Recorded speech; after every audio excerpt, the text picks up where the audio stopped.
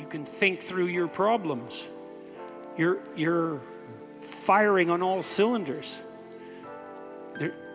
Our whole culture is based on the idea of the supremacy of the word.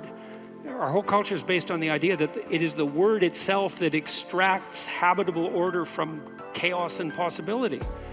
And the reason our culture is predicated on that is because it's a deep truth. And to the degree that our culture actually embodies that, it works.